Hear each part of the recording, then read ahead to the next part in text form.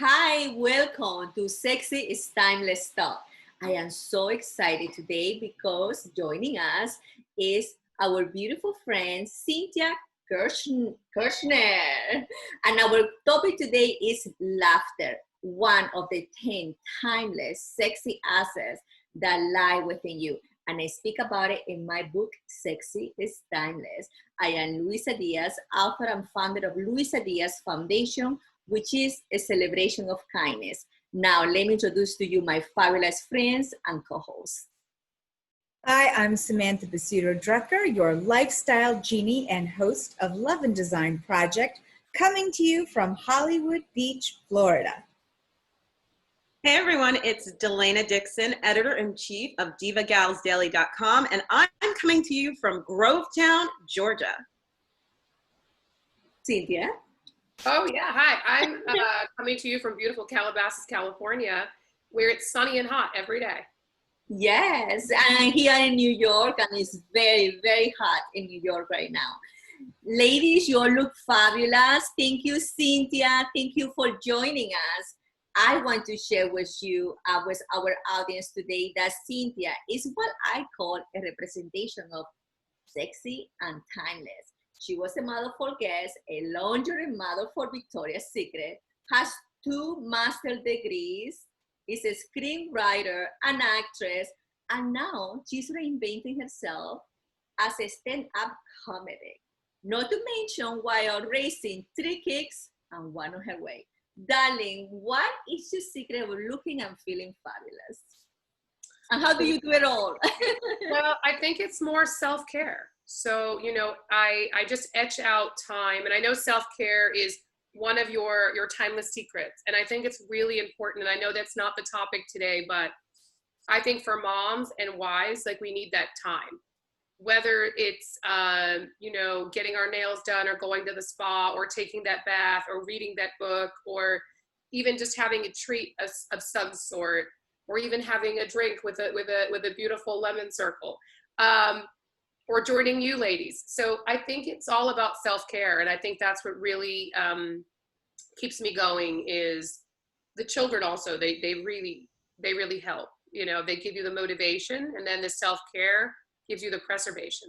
So wonderful. And how have you been doing during the COVID? You were sharing with the 3 kids and a lot of domestic work that you're doing. I would say, like, where probably the rest of the nation and the world is unemployed, I've now gotten more jobs than I've ever wanted. Now I'm the wife, the mother, the cook, the cleaner, the teacher. It's just like, I told my children that this is like, mommy's an actress. They get that. I said, this is a role that I'm playing. And once this little COVID movie's over, back to 20-minute mom. Yeah. Well, we are all in the same, okay? We are cooking and cleaning and taking care of our husbands. So let's talk about you, because you have such an exciting journey. So I wanted to know, from being a model and an actress, by the way, I saw a few of your movies. So what made you choose to become a stand-up comic? Well, how that came about is that, I always sort of focused on education and academics. And then I know you talked a little bit about my master's. I actually have 2 bachelors, 2 masters, a PhD, and I'm doing a 3rd master's right now. Wow. So it's in human development. My PhD is from Columbia. That's in human development and psychology. My 2 undergrads are in education. And then my other master's is in, special education and administration. And now I'm doing one in leadership and communication with, like, digital media. So I'm really enjoying it. I've only been in for a week. I've only been doing it a week, but I feel like I'm going to be calling you guys next week with some leadership idea, because it really puts you into this, like, oh my God, we have to go do something right now. Yeah. So I'll share that stuff with you guys as long as I think I'll be done in about a year and a half. So as I go through the journey, I'll share some learnings with you, some findings.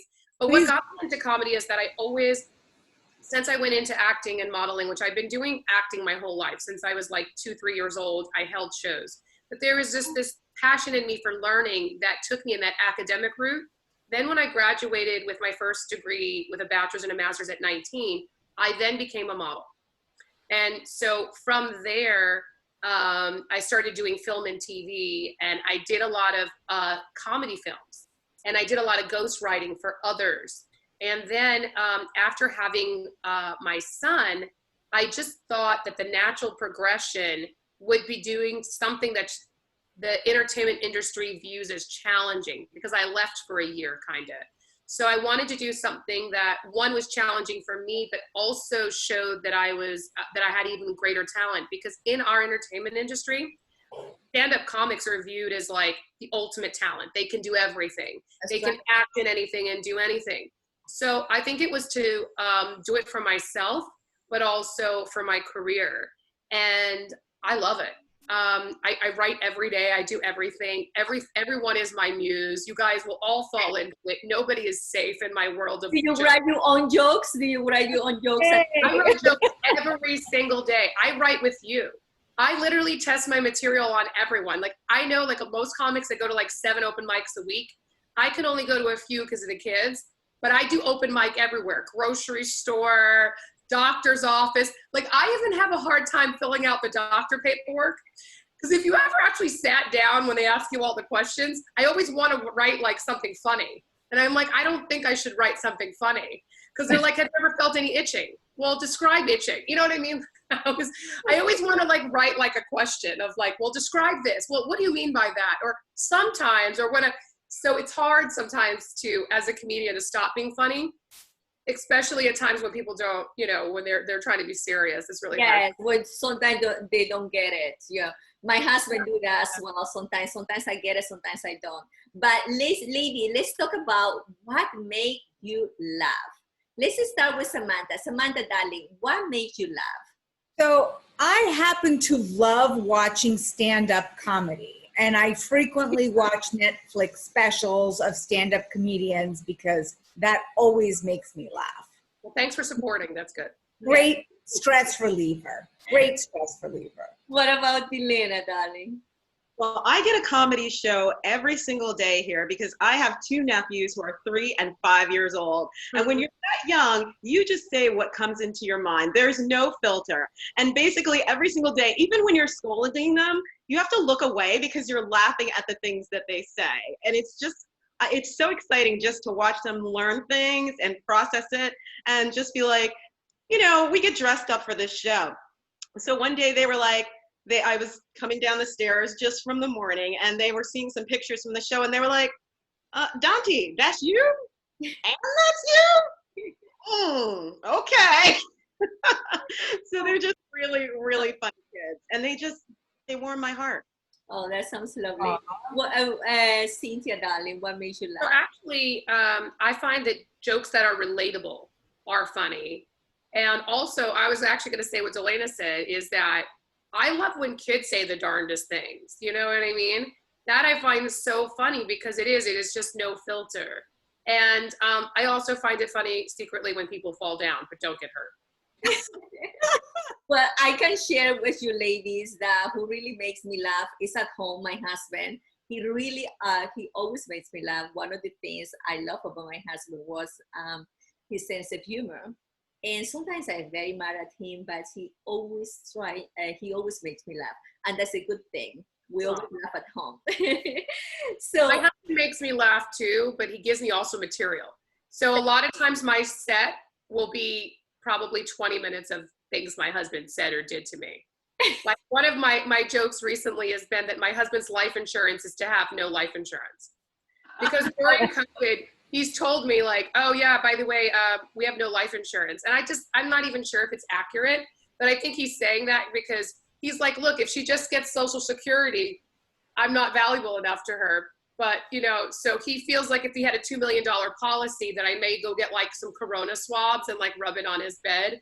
But I think he feels that like, if it's just Social Security, I'll keep him around. And he's right. He's worth more right now alive than dead. So we'll keep him. that's funny. So ladies, we are always inspired by someone. Who is your favorite female comedian, Cynthia? Lucille Ball, hands down. Oh, mine too. Mine too. I love Lucille Ball. I mean, there's nothing better than her. I love Lucille Ball as well because she started like you. She was a model before, and she was brains and beauty. Okay, And she had a gorgeous husband too, right? yes, yes. Ricky was so hot and he was so entertaining, and their son was adorable. Like, what a life! And then she had Ethel. I mean, I know. We could be them.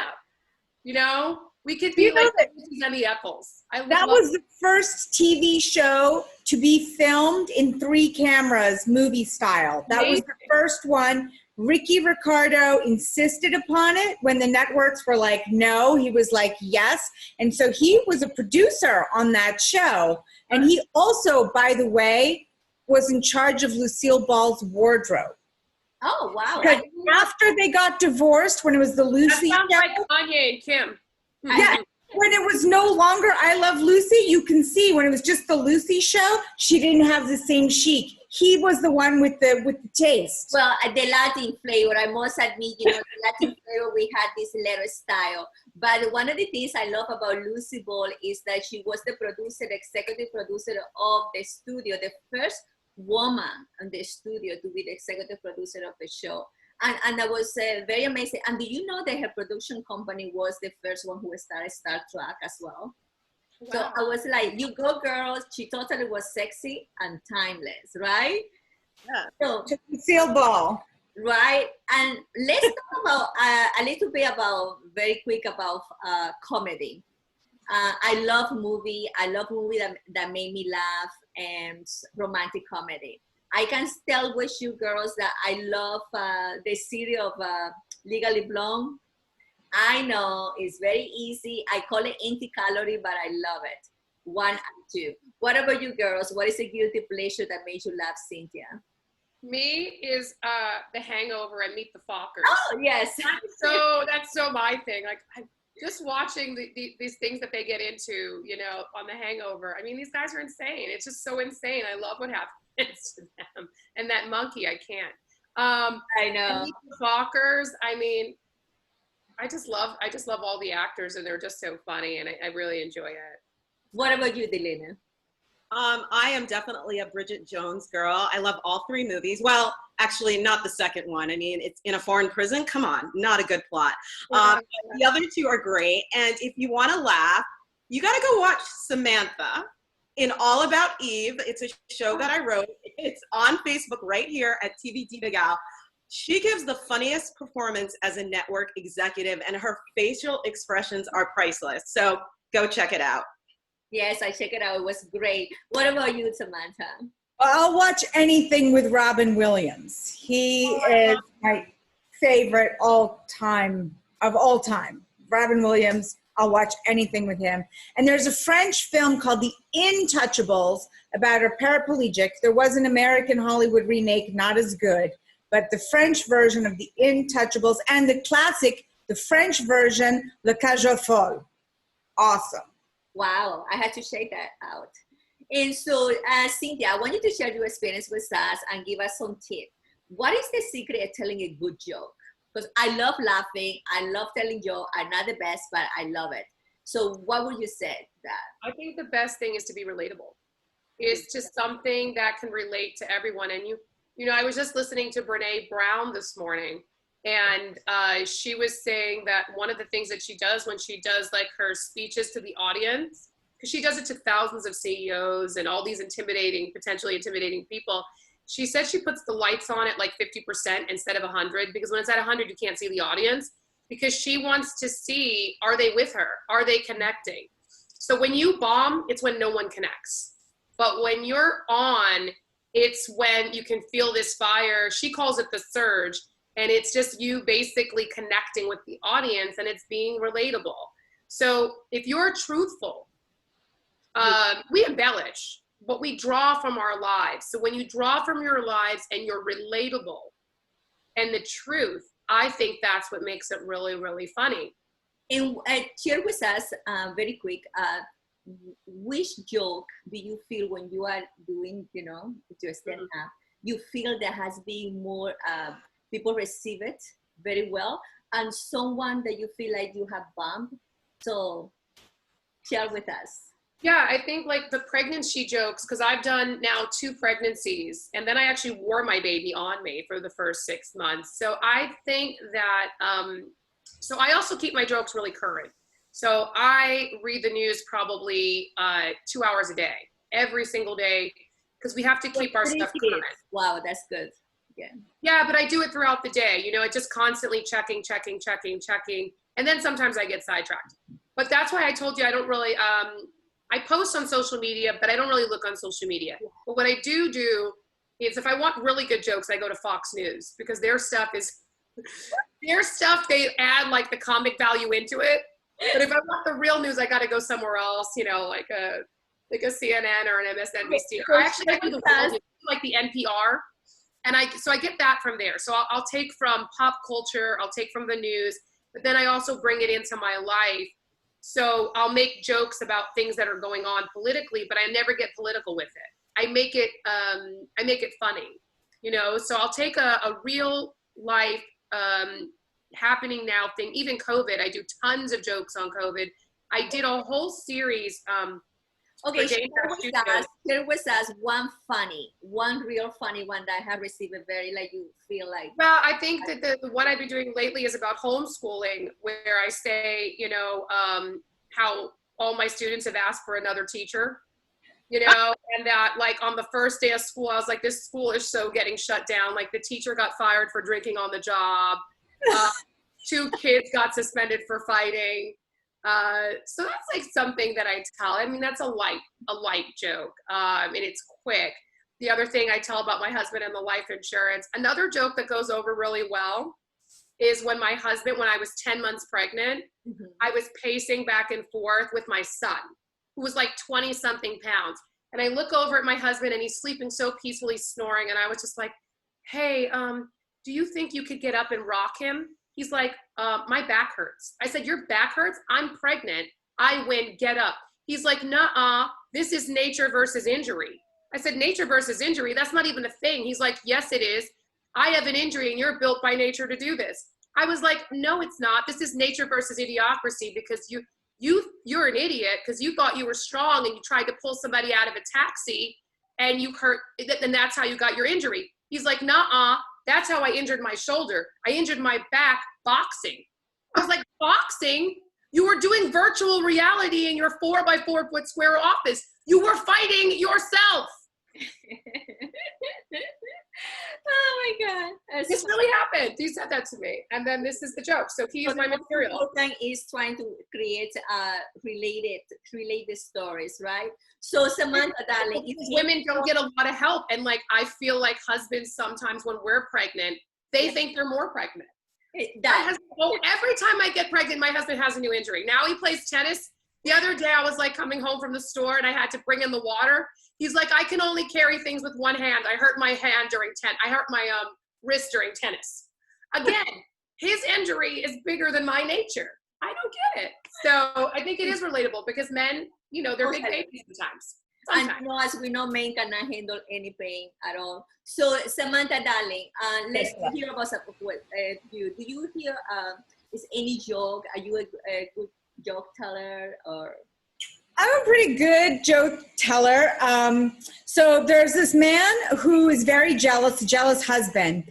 And, he goes away and every time he leaves the home and he's afraid that his wife is cheating on him, right? Okay. And just to make sure, the man calls his wife from the office every single day in the afternoon. And she's always running the vacuum cleaner. She's like, what are you talking about? Why are you bothering me? I'm house cleaning. Don't you hear the vacuum in the background? And he calls again and again. And every day it's the same thing. I'm cleaning. I can't hear you, the vacuum. So then one day he calls, he hears the vacuum. He gets home and he calls and his son answers. And he goes, where's your mother? She said, oh, she left like a couple hours ago, but she left the vacuum cleaner running. Okay, ladies, that's good. Do you anything that you have to say, Delena, about joke Yeah, I'm going to leave the jokes up to the professionals. So I'm going to mention a comedic named Jason Weems. He has a special on Amazon Prime right now called Unknown. And the reason why is because when he was performing in 2017, he actually died for 5 minutes. And when he woke up from his near-death experience, he was in the hospital with a bracelet that said unknown. So he's basing it on this really like crazy life experience and getting rushed to the hospital. Amazon Prime, Jason Weems, Unknown. Funny guy. Go check it out. Yeah, So check it out. watching You know, I think, darling, there is nothing sexier than a woman who can laugh at herself and doesn't take herself too serious. So I wanted to share with you. So, ladies, what sound do porcupines make when they kiss? Ouch! Who said ouch? Was that the answer? Yeah, that was Yes. That's what I was thinking. I was like, oh, but they were so good. You acted it so well. The I also porcupines, wanted to I give know, you right? guys a couple. Oh, this is so, but you know, the best thing is the good sense of humor, the light-hearted and laugh and make people laugh. And I love what you're doing, Cynthia. I love it. Thank you. Thank you so much, lady. Thank you for being here. But before we go, we want to say happy birthday to Dilena. Your mother's birthday is today. his birthday is August 16th. She will be the wonderful age. I'm going to say it, Mom. I'm sorry, but you're going to be 75 years young. So happy birthday. Happy birthday. Happy birthday, Drina. Happy birthday. We have another big birthday coming up. Our own lovely, fabulous Samantha's birthday. Oh my God. Well, it's coming up soon. Thank you, thank you. But I want to give a big, big, huge birthday shout out to a fan and a friend, Kelly Broad. Thank you for watching Sexy is Timeless. We love you. Thank you. Happy birthday. Ladies, I want to wish happy birthday to my beautiful mother-in-law, Dorothy Brown, who is turning 94 years old. Can you believe it? 94. Yes. Happy birthday, beautiful. Sending lots of hugs and kisses. So, lady, thank you so much for joining. Thank you all for watching. Remember, laughter is pleasurable, and who doesn't want to spend time with someone that makes you laugh? A sexy sense of humor has no expiration date. So, make someone laugh today. Be kind to yourself and others. Besitos.